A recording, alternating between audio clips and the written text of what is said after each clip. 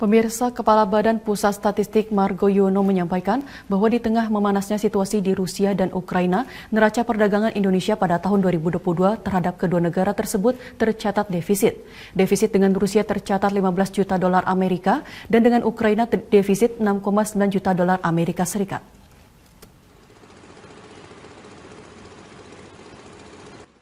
Di tengah memanasnya kondisi di Rusia dan Ukraina, Badan Pusat Statistik melaporkan neraca perdagangan Indonesia dengan Rusia dan Ukraina pada tahun 2022 tercatat defisit.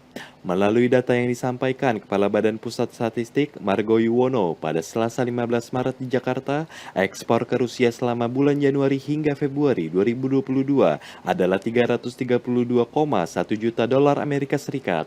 Sementara impornya adalah 347,1 juta dolar Amerika Serikat, sehingga tercatat defisit sebesar 15 juta dolar Amerika Serikat.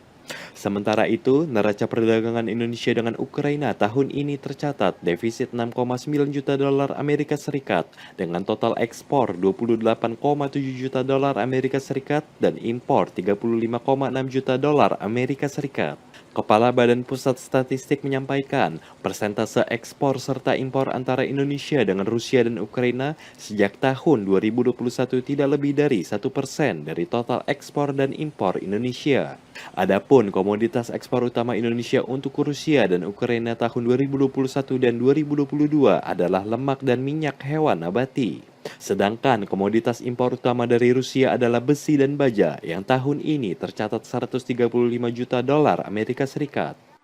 Kalau ada ketegangan masih terus berlangsung ya, maka kita bisa melihat atau bisa mengimpor dari negara-negara lain ya untuk pemenuhan suplai domestik ya. Kalau misalkan ya dengan Rusia ini kita terganggu impornya ya, karena kita juga mengimpor untuk besi dan baja ini dari beberapa negara. Ya, artinya kita bisa mengimpor, memindahkan atau meningkatkan impor dari negara lain kalau misalkan impor dengan Rusia itu pada bulan Maret ini terjadi gangguan. Ya.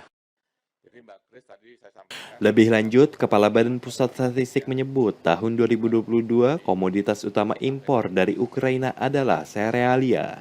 Apabila ketegangan di negara tersebut masih berlanjut, maka serealia bisa diimpor dari negara lainnya seperti Australia, Brazil, dan Argentina.